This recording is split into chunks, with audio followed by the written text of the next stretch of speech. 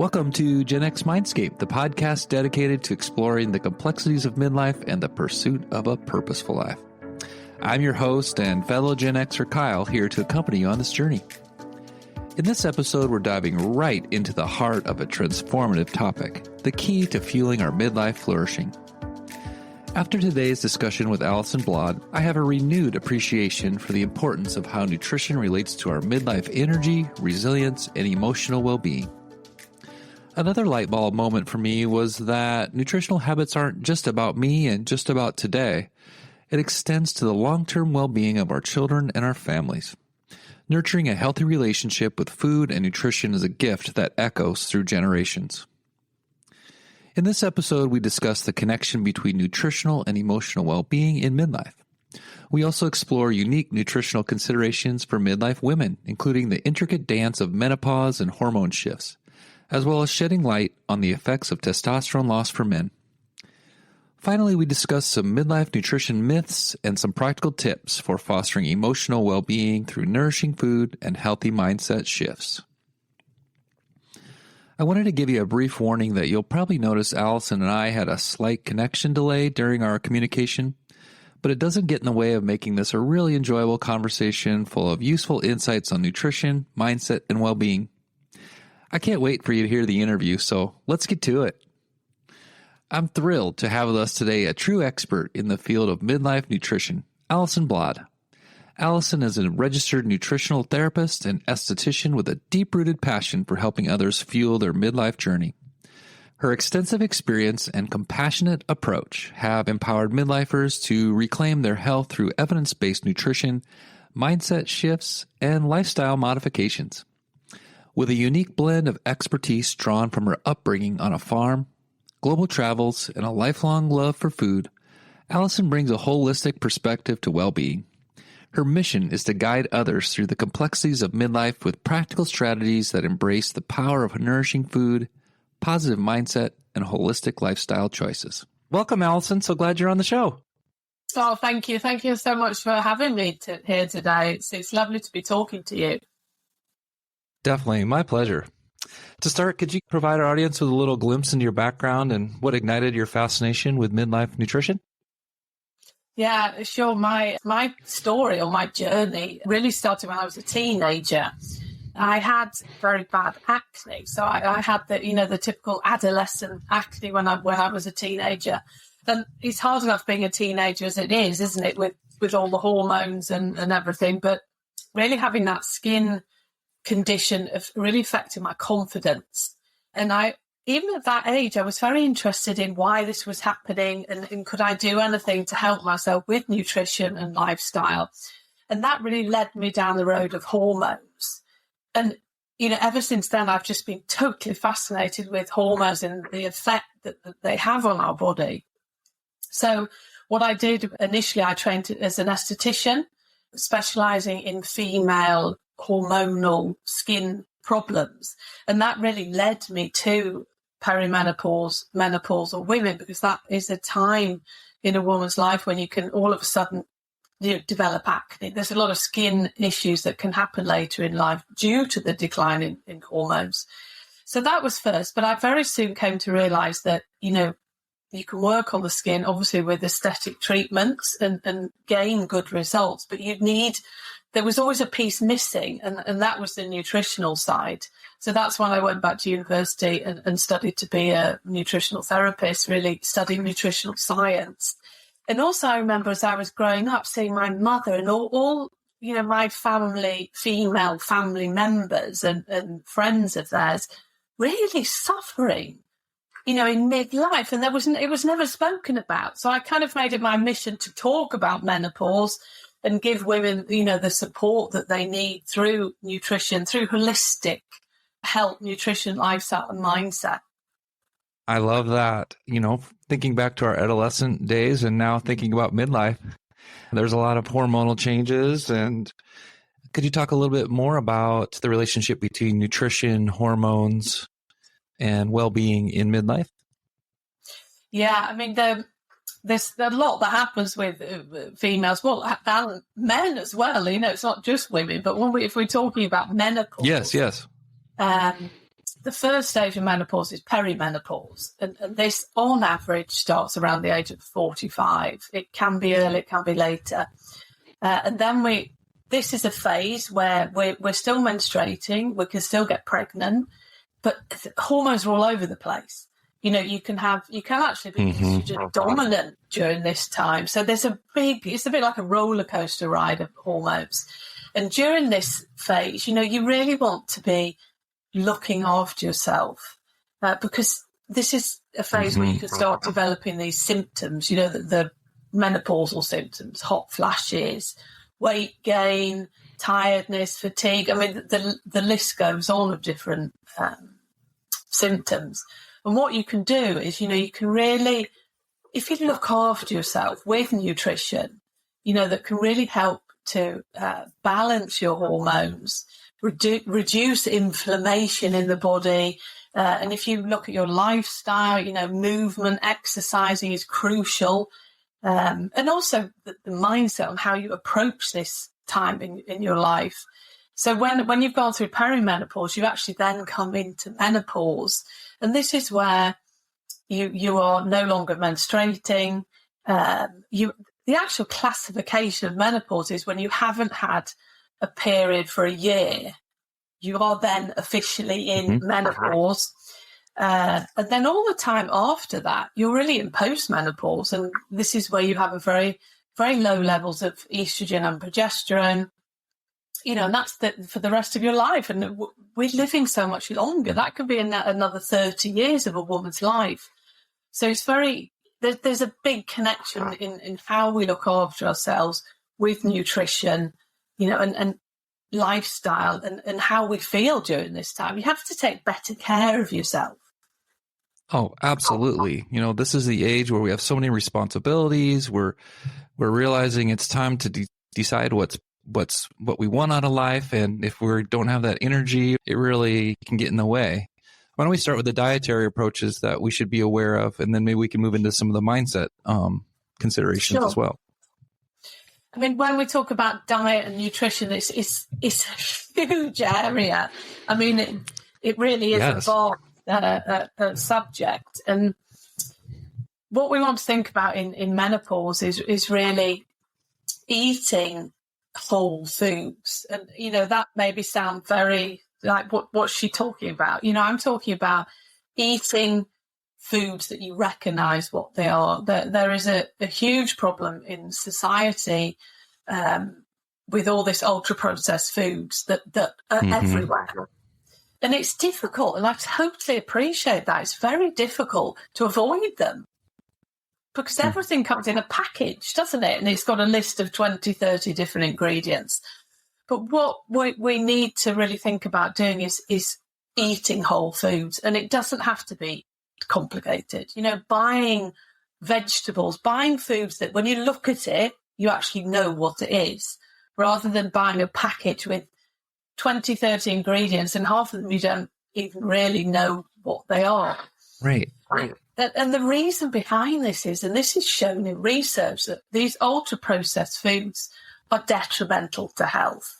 You know, they cause inflammation in the body. They're very high in sugar. They're very high in refined, you know, processed fats, hydrogenated fats, trans fats that, again, cause inflammation. And our bodies just, you know, we're not supposed to be eating these sort of foods. So when we're in menopause, we've already, you know, got a lot of things going on. And due to the decline in estrogen, you know, there's a lot of metabolic changes that happen.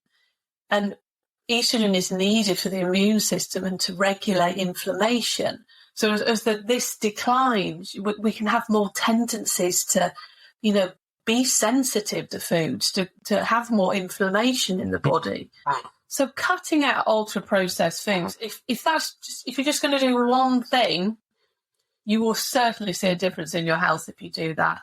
Not even just, it's too hard to say to cut them out completely, but, you know, reduce those Sure. sort of foods. One word I hear you saying a lot is inflammation. What goes on with inflammation, and why should we be avoiding that? Yeah, that's a great question. And, inflammation there's nothing wrong with inflammation. That is what our body does to protect us against things. It's, the immune response to, for example, if you get a splinter in your finger, your body will, the redness that's caused by that is inflammation, because it's your body's way of dealing with that specific thing that's happened, and it enables the body to heal, and everything's fine. But what's happening with us in society now is that we're suffering from what we call chronic inflammation due to many different factors. But this is like that inflammation response that is perfectly okay when it happens and goes away. We have that with us the whole time. And this leads to many different things, from achy joints to headaches to, even weight gain can be triggered by inflammation. The chronic inflammation, there's a big difference. And due to the way that we live our lives, can be one of the causes of this inflammation, because it's your body's way of reacting to something that doesn't feel right. And certain foods that we eat that aren't really, like natural foods, like these highly processed foods, can cause inflammation in the body, because your body's like, well, what's that? I don't know what that is. And it starts this, reaction to it. Yeah. I almost hear you saying, like, we're putting in our body in a state of having to heal and diverting resources towards healing rather than a source of strength. Is that fair to say? Or yeah, absolutely. And I mean, some very highly renowned doctors and functional medicine doctors, they're saying that chronic inflammation is one of the causes of majority of chronic disease. That long-term chronic inflammation is very detrimental to our health.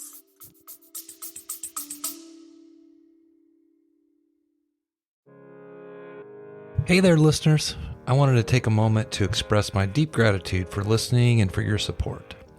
Today, I'm asking for a quick favor that won't cost you anything but would be very valuable to me, and that is, leave me a review. Positive reviews will help other like-minded Gen Xers find the show and join our community. These reviews are also a big encouragement to me to continue to develop the show and create helpful episodes for you. So thanks for sending a review my way, and thanks for being a part of the Gen X Mindscape community. Yeah, that's so important. Great. I'm fumbling and bumbling because it's something I feel like I should have known, but I'm very happy that I know now and have a better understanding of that. Speaking of fumbling and bumbling, let's talk about men. We've talked about women and hormones and midlife. What do we need to be aware of in terms of body changes and men and hormone? Are there any unique considerations that way? Yeah, it's really interesting that you asked that, because I've just done a lot of research on this, because I've been doing a lot of webinars, and the interest in what we call andropause, which is like the male menopause, is really people are becoming very interested in that. There's a lot of controversy about it as well, because some people are like, does it really exist? Because with a man, testosterone, men have estrogen as well, but testosterone declines with age, like naturally. Whereas a woman in menopause, we have this very sudden, virtually stopping of production of hormones. So I think it's very important that we don't liken it to the female menopause, but there is certainly a decline in testosterone for men as they age. And what we're seeing in society is that this is happening earlier and earlier in men. it's not just your 60 plus men that are suffering from the symptoms of low testosterone. It's really happening in men as young as 30, 35. And why is that? That's the big question, isn't it? Again, is it to do with our lifestyles? Is it to do with what we're eating, how we're living? There's something going on there that is affecting testosterone levels in men.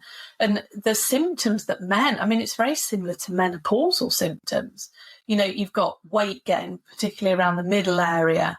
Men can gain, what we call man boobs. They have to collect more fat on the chest area. Headaches, sleep problems, irritability, lack of confidence, sexual dysfunction. So there's a big list of symptoms. And I think, again, it's something that needs to be spoken about, because when you look at the research, and looking at, how men look at this time in their lives, that they don't want to talk about it. They feel uncomfortable about it. But I think that men in general don't really like talking about their health, do they? And how they feel. And I think women are much better at that. Yeah, there's such a socialization and almost stigma for men that we just need to change. Those of us in Gen X, we can be wiser and smarter than that. I mean, it's important to be healthy and to be wise and know how to fuel our bodies.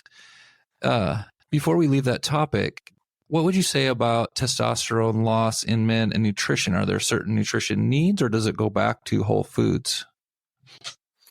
Yeah, as your testosterone levels decline, it's really, you're looking at eating whole foods in balance. So it's very important that you eat protein, you eat healthy fat, and you eat, whole grain carbohydrates or carbohydrates from vegetables, and getting rid of all the ultra processed foods, because a lot of, well, not just processed foods, but things that we have in our environment, what they call endocrine disruptors, can really affect men and women's hormone levels, because of like pesticides, for example.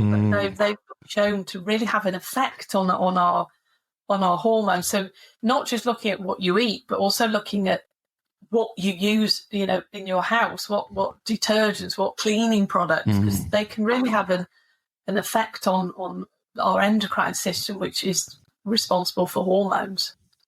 That makes so much sense. I'm wondering, eating whole foods, that sounds simple. Avoiding chemicals, that doesn't. But what when you work with clients, what are some of the barriers that people run into, on what seems like a simple plan? It's not always that easy, is it? Yeah, it's not easy making changes, is it? That, habit changes is difficult. I think if we look at nutrition, what I do with my clients is we take very small steps to implement changes. And everyone I work with is very individual. So every plan or program that we work with, it's totally tailored to them, because everyone has different complaints and symptoms.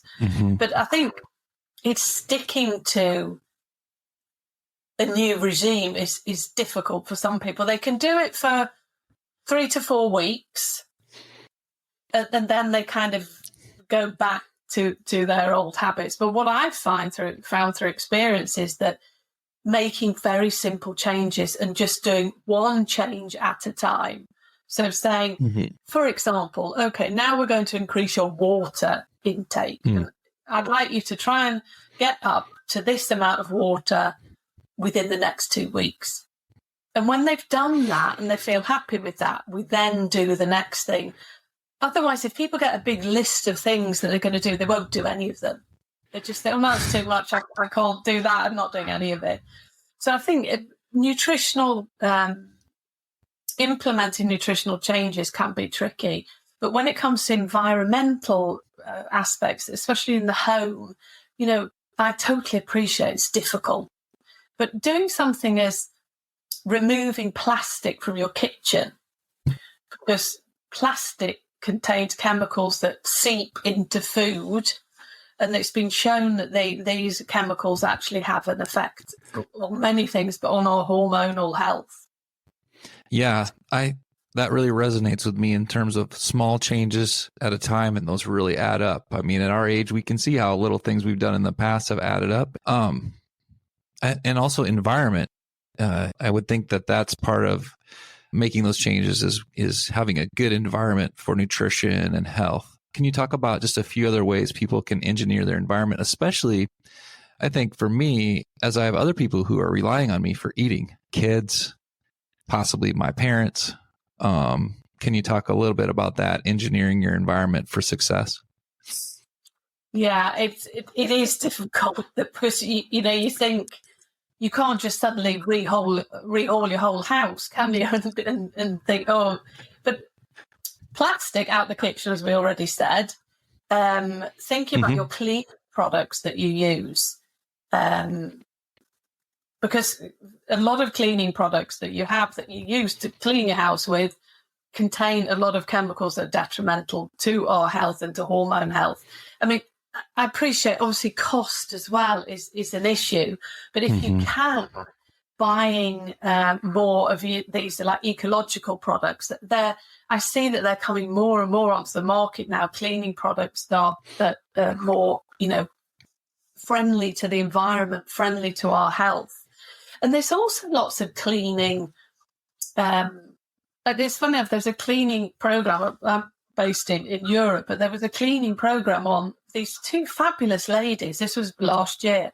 And they gave you all these ideas of how to clean, your house and things with natural products. Like, for example, using lemon juice to clean, so to get tea stains off things. I think they were using bicarbonate of soda to clean the bath with. So there's, if people are really interested in that there's a lot of ways that you can actually clean your house very efficiently, but with natural products. Yeah, I think that's a great point too. When you talk about the availability, it'd be really ideal if we could all increase the demand for those products so they're more available and maybe even more affordable. I know I'm kind of a dreamer. That's one of my faults or whatever, but I'd love to see that come through. What about planning? Going back to kind of having kids who may not, they're living in the moment. They may not be thinking about whole foods and inflammation. They're more what looks good now. What are just some overall, suggestions you might just offer?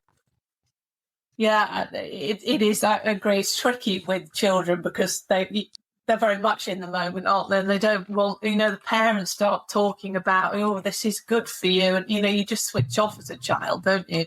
And I think what I see with my clients and families, that if you really, from a young age, you eat together, so if you make meal times a very social thing and try to involve, I appreciate this isn't always easy, especially with teenagers, to involve them in the food process, to involve them in, making meals, maybe the shopping from a young age. Because if you get that installed into them from a young age, then it just becomes second nature, really. They wouldn't necessarily want to eat all these highly processed foods because they understand that that's not good for them.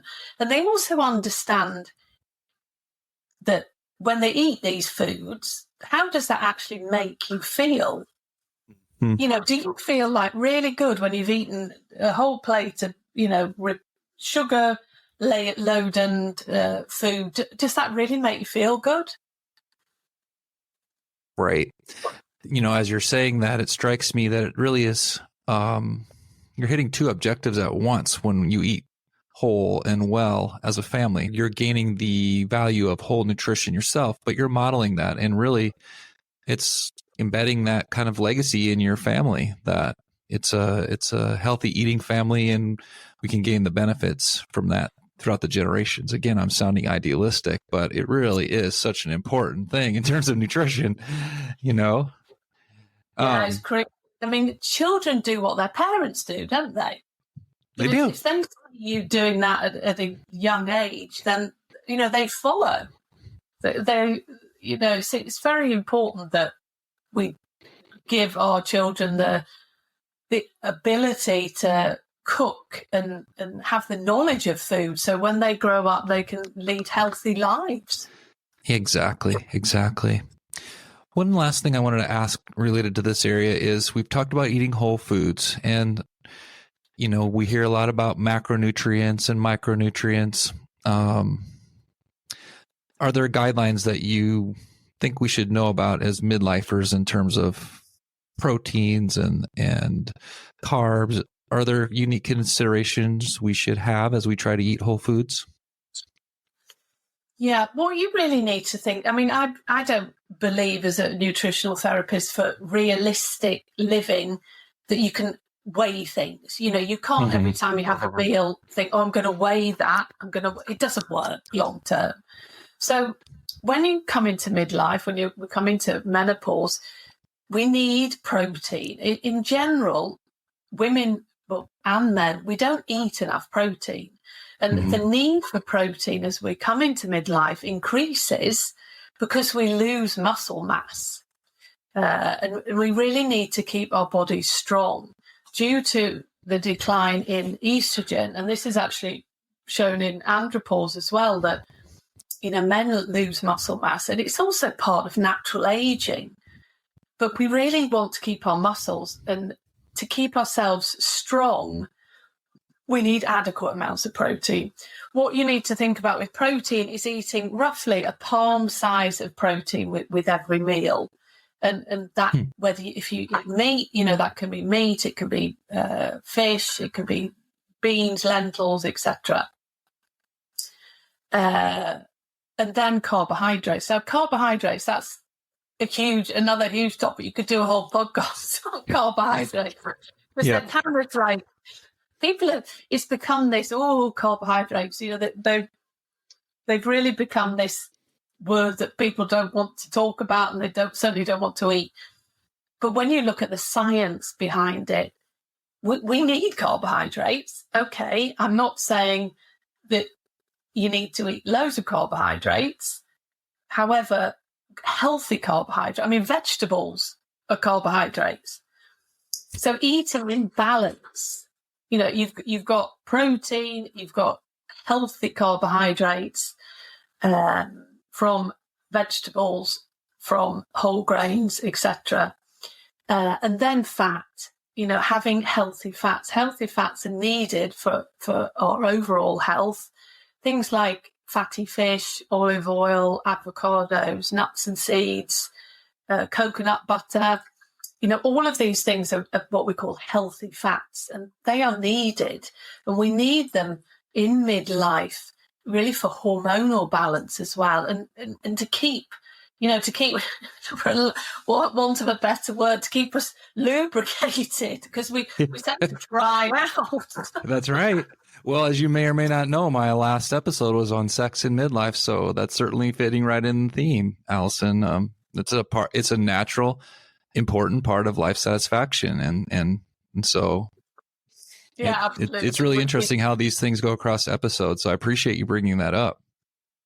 Yeah, no, we do, and women, we suffer from our mucous membranes. Due to the hormone declines, we need hormone to produce and have these like moist mucous membranes. But as we get older, this doesn't work the same. And dry eyes, you can really suffer from dry eyes. You can have dry mouth, you can get vaginal dryness. So it's very common in women that this is an issue. So we need these omega 3 and omega 7 are wonderful for keeping our mucous membranes in good condition. Right. So interesting. So important. I think that leads well into the last section we wanted to talk about. That's just kind of taking a holistic view of nutrition and life as fuel for flourishing. I know one of the areas that you're passionate about is mindset. And can you tell us a little bit more about the mindset of nutrition, how that relates to stress management as well? Yeah, mindset is key because, this again has been shown in research. If you can have more of a positive mindset towards what is happening to you, your experience of it will be much better. And it's also been shown that women with a positive mindset during this time experience less menopausal symptoms.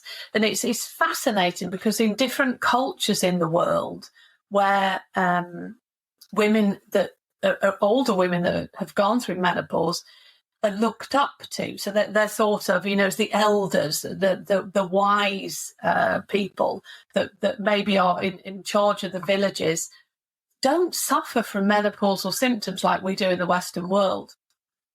So it's really, mindset is key, and it's not easy, but I think you really have to be very aware of your self-talk and really work on thinking about how you are with certain areas. It's very easy we love moaning, don't we, as human beings? It's very easy to just get into that, I feel terrible, this is awful.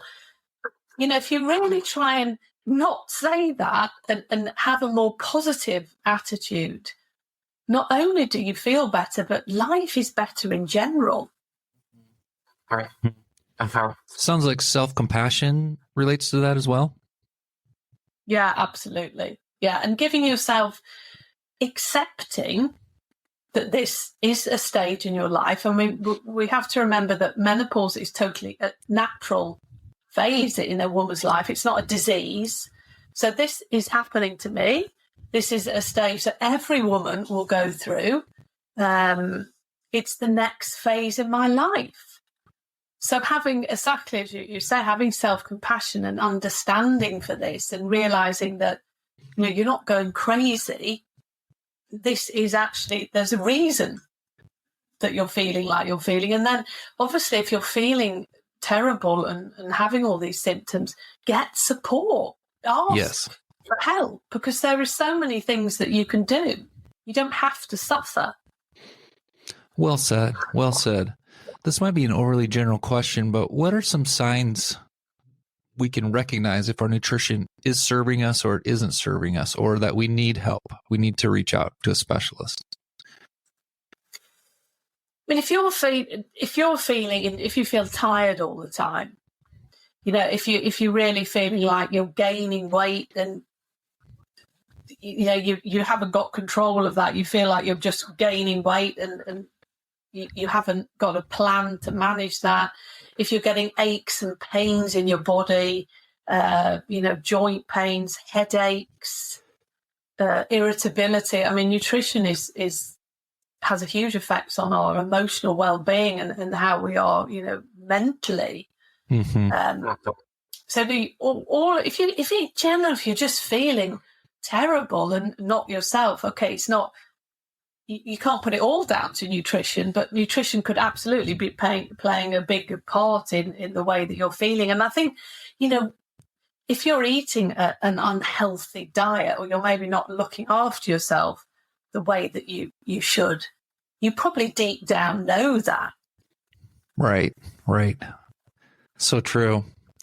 I'm betting one of the workplace hazards of being a nutritional therapist is that you come across a lot of myths or misconceptions.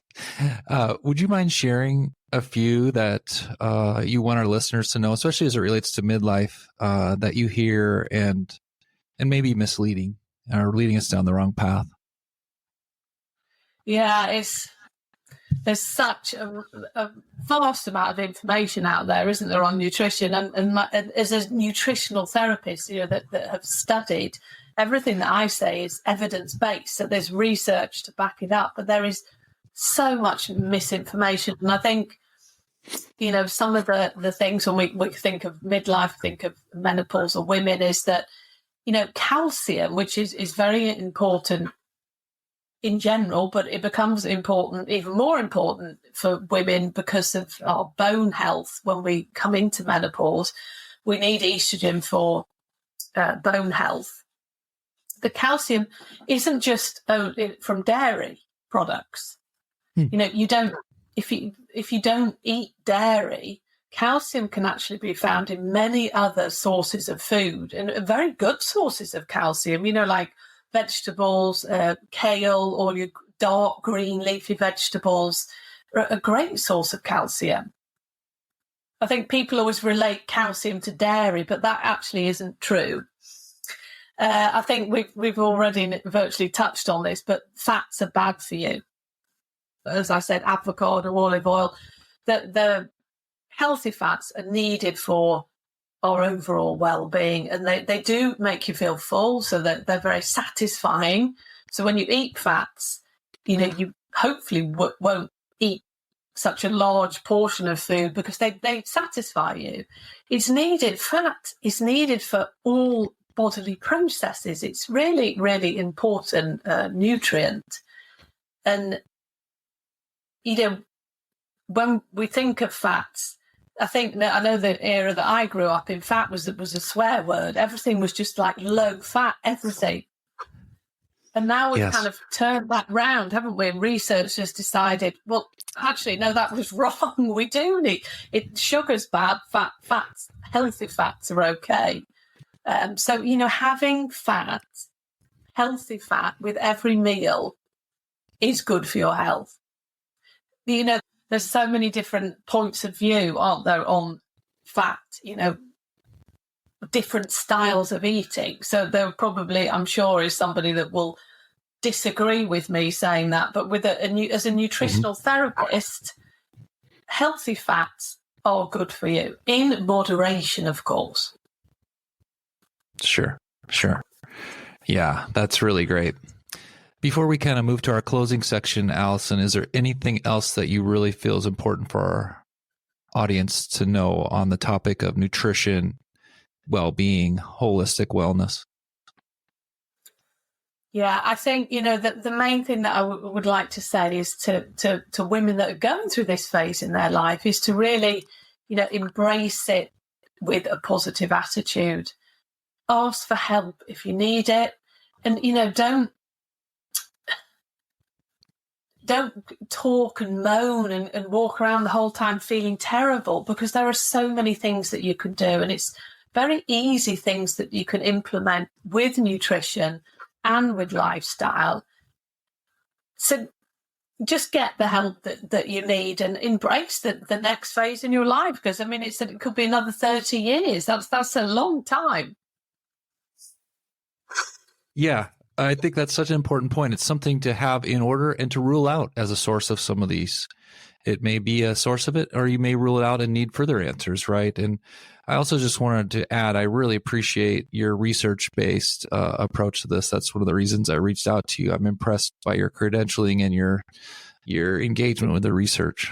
So as we come to a close here, for those that want to learn more, can you give us some resources and how people might also gain further knowledge from you if they're so interested?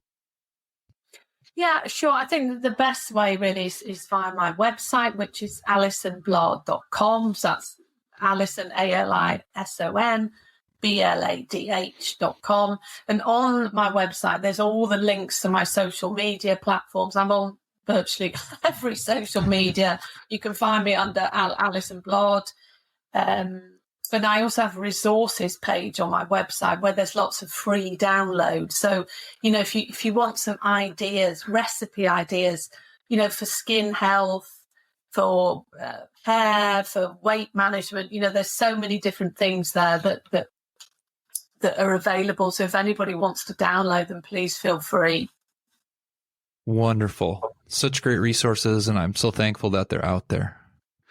Well, this has been a real pleasure, Alison. I am so grateful for your time and your knowledge and your passion about this subject. So thank you so much for joining me on this podcast. It's a pleasure. It's lovely talking to you. As we come to the end of this episode, I want to extend a heartfelt thank you to Alison for sharing her invaluable insights. I truly learned a lot from our conversation, and I hope you did too. I sincerely hope we can all take Alison's valuable advice and apply it to our lives, not only for our own well-being, but also as a gift to our families.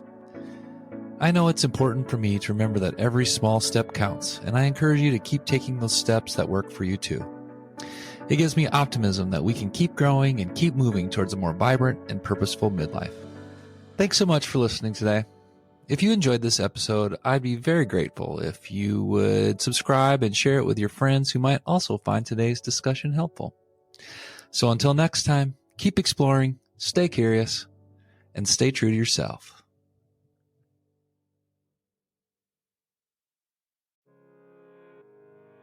Hey there, listeners. I just wanted to take a moment to express my heartfelt gratitude for listening to this podcast. Your support and feedback keep me motivated to continue growing and crafting episodes that are meaningful and helpful for you on your journey. That's why I'm inviting you to join our Gen X Mindscape community page on Facebook. It's a great space to share your feedback on the show, suggest future episode topics, or simply connect with fellow listeners. Also, don't hesitate to leave me a voice message over at genxmindscape.com by clicking on Leave a Voice Message at the top of the page. Whether you choose to remain anonymous or provide your name and email, it's entirely up to you. Once again, thanks so much for listening. I'm definitely looking forward to hearing from you.